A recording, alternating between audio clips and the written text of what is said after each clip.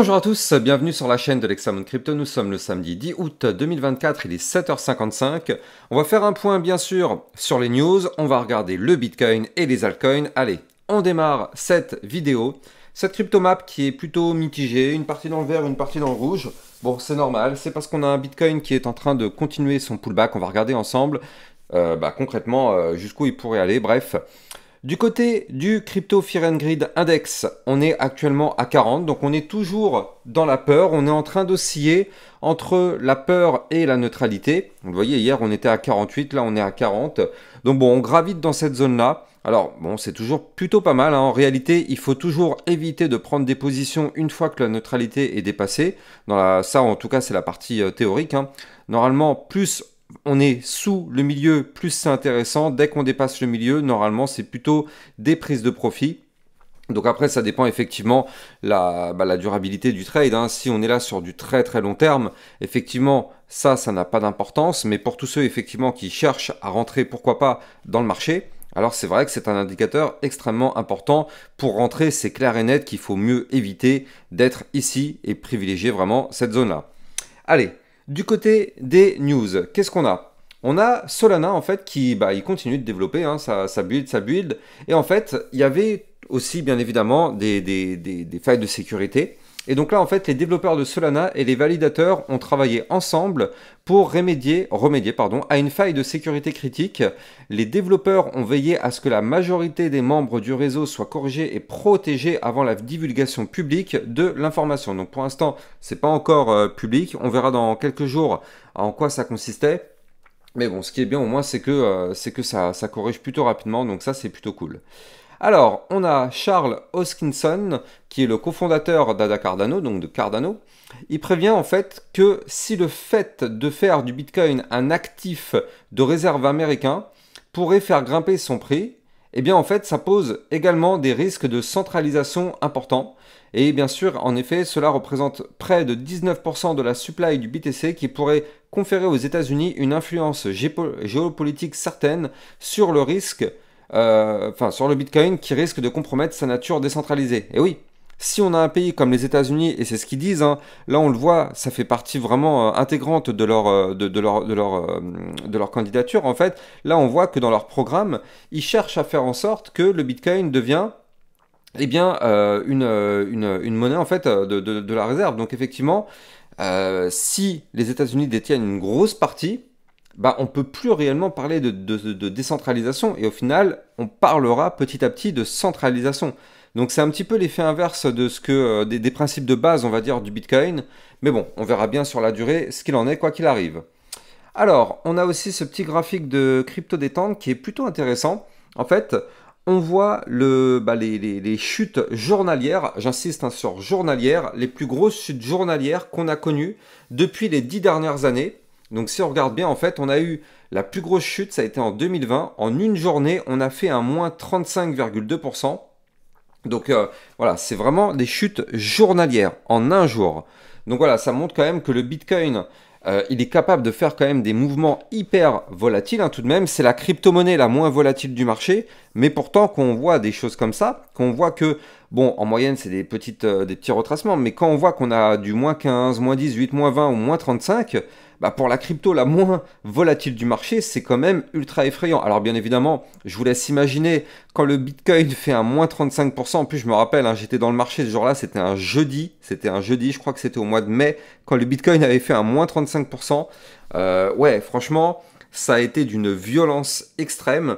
Et donc forcément les altcoins, je vous laisse imaginer la tronche des altcoins. Si le Bitcoin il fait un moins 35%, vous avez du moins 60, moins 70% sur les altcoins en l'espace de 24 heures. Donc ça a été vraiment une journée effrayante. Je m'en rappelle comme si c'était hier. En plus, ouais, c'était quand même, c'était vraiment un bain de sang. C'était un massacre sur les marchés. Mais bref.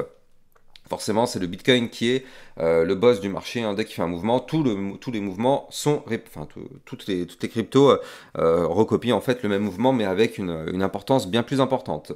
Donc intéressant tout de même hein, ce petit tweet. D'ailleurs, je vous conseille hein, d'aller regarder du côté de Crypto Détente. C'est vrai qu'il y a quand même pas mal de choses intéressantes. C'est un nouveau hein, sur Twitter, j'ai l'impression, mais il pousse des choses plutôt intéressantes. Donc bon, moi en tout cas, je regarde, c'est intéressant. Bref, hier soir, je vous avais justement envoyé, il était quelle heure? Enfin, c'était même pas hier soir, c'était plutôt ce matin, il était 3h30 du matin.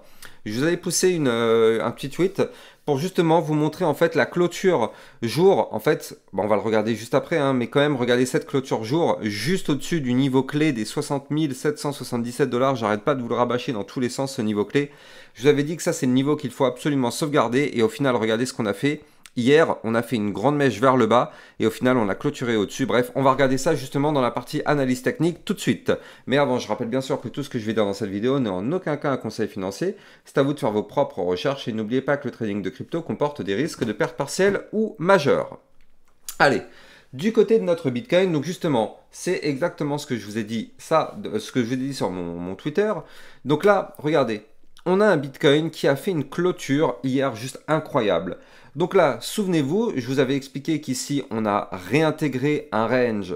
Donc c'était il y a 3 jours, c'était le 8 août, enfin il y a 2 jours, pardon. On a réintégré un range par le bas. Et donc je vous avais dit qu'à chaque fois qu'on réintègre un range par le bas, eh bien en fait on en fait le pullback. C'est-à-dire que on monte, mais on revient retester le bas du range. Et donc ce retest, c'est exactement ce qu'on a fait hier. C'est exactement ce qu'on a fait hier, parce qu'en fait, même hier dans la journée, on a été chercher plus bas, on a été chercher les 59 560, mais au final, on a clôturé la journée où ça? Eh bien, à l'intérieur du range. Ça veut dire que pour le moment, la réintégration est validée. Alors, on sait qu'on est en vue jour, donc le pullback d'une vue jour s'étend sur 2 ou 3 bougies. Donc là, on a fait la première qui est validée. On aura peut-être une deuxième ou une troisième à surveiller. Par contre, si à chaque fois ça clôture dans le range, alors dans ce cas, on pourra considérer que la clôture est validée. Et je rappelle que quand on réintègre un range par le bas, le but théorique est d'aller chercher le haut du range, donc pourquoi pas la zone des 71 413 $. Donc effectivement, pour l'instant, c'est très très bien ce que fait le Bitcoin. Est-ce qu'on est tiré d'affaire? Non. Parce que là, on le voit d'ailleurs, dès aujourd'hui, on est en train de tenter de nouveau la cassure. Donc c'est tout à fait logique, hein. Après un pullback, on continue de retester encore pendant plusieurs tentatives. Mais voilà, là en tout cas, ce qu'il faut absolument, donc c'est que dans les prochains jours, on sauvegarde toujours ce niveau clé. Et que là, ça y est, au bout de 2 ou 3 tentatives, le niveau clé tient. Donc là, ça voudra dire que, ok, ça a tenu, on peut monter. Donc là, si jamais on continue de monter, on pourra aller chercher des points plus hauts. Celui des 62 231, voire même les 63 264 ou encore les 64 464. Maintenant, le problème, c'est que là, comme vous pouvez le voir sur ce tracé, en vue jour, on a un ruban de moyenne mobile qui est au-dessus de la tête. Donc du coup, ça veut dire quoi? Ça veut dire que toute cette zone-là va être une zone de résistance très puissante. Est-ce qu'on va réussir à la breaker? C'est difficile. Ce qui serait préférable, c'est que le Bitcoin crache de nouveau. Enfin, quand je dis cracher, on se comprend. Que le Bitcoin chute de nouveau pour revenir rechercher, pourquoi pas, les 58 000 ou encore même les 57 000 $. Et dans ce cas-là, ça nous formerait ici un pattern en double bottom.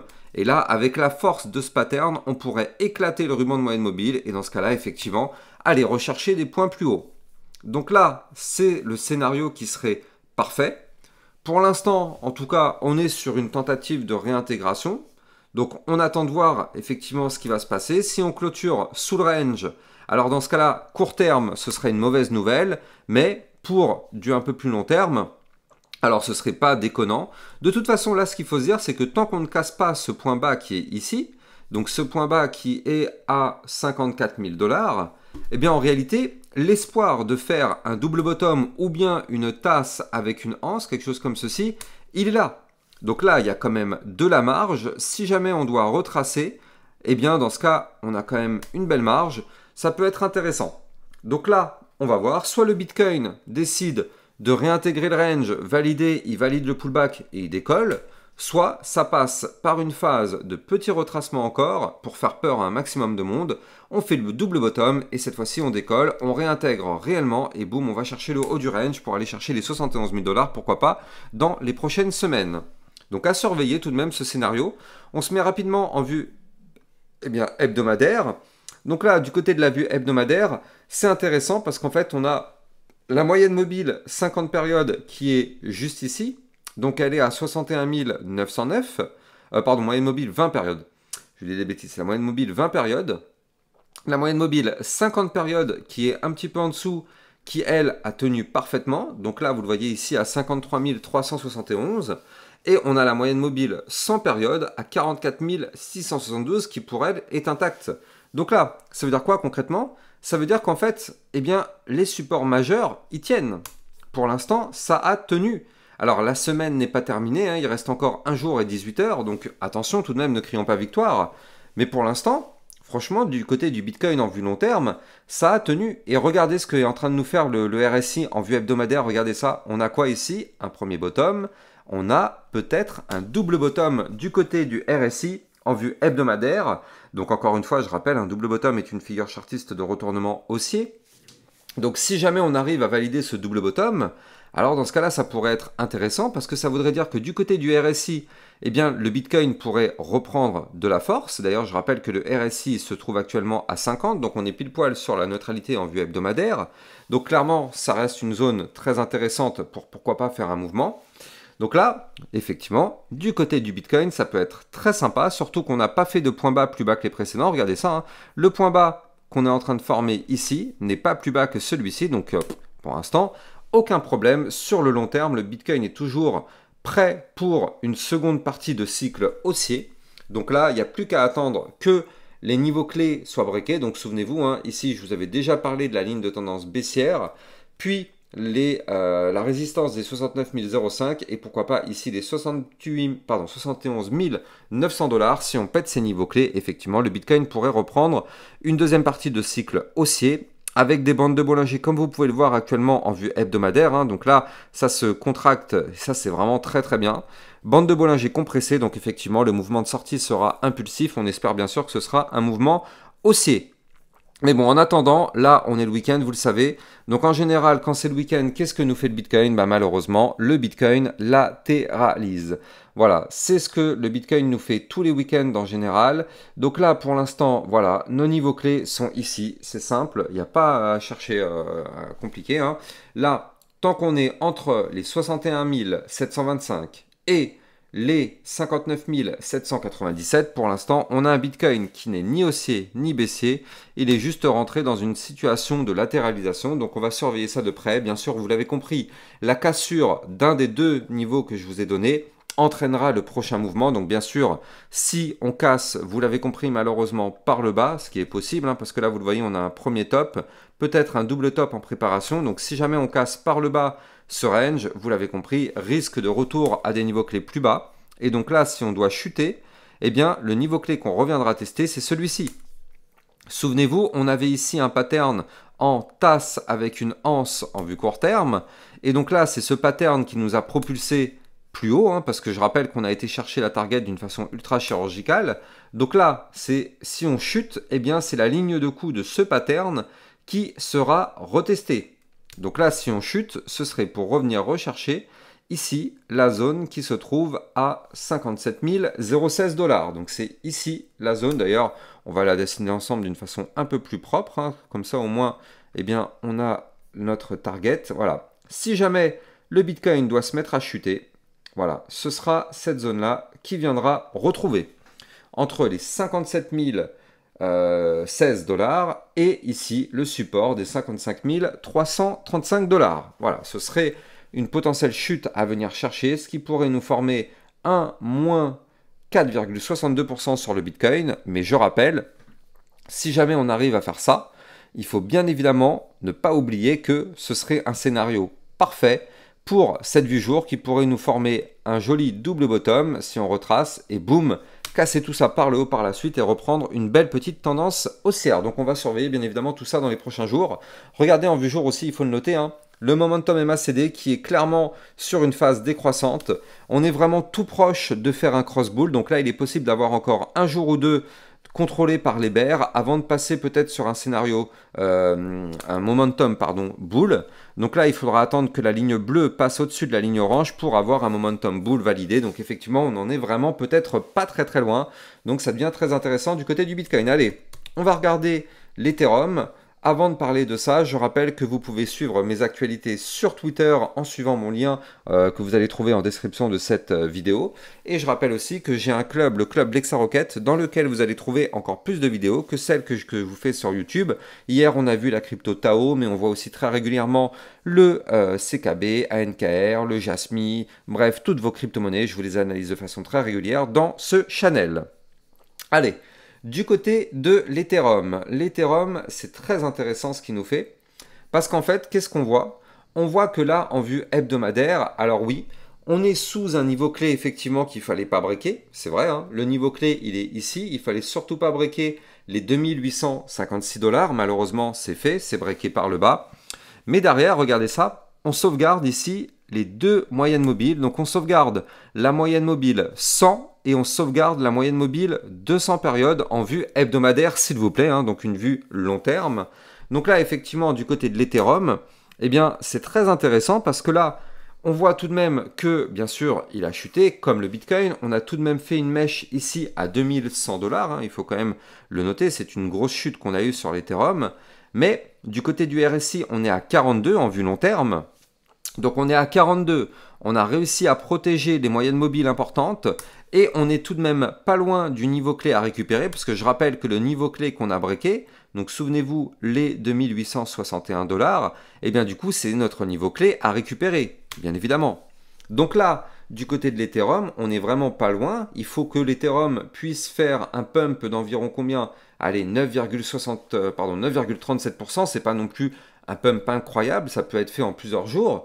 Donc il faudrait que l'Ethereum arrive à récupérer ses niveaux clés, et dans ce cas-là, vous l'avez compris, on repasserait au-dessus de notre zone dangereuse, et là, dans ce cas-là, on pourrait pourquoi pas partir sur des nouveaux points hauts, hein. Pour ça, il va falloir breaker bien évidemment tout ce petit bordel qui est ici.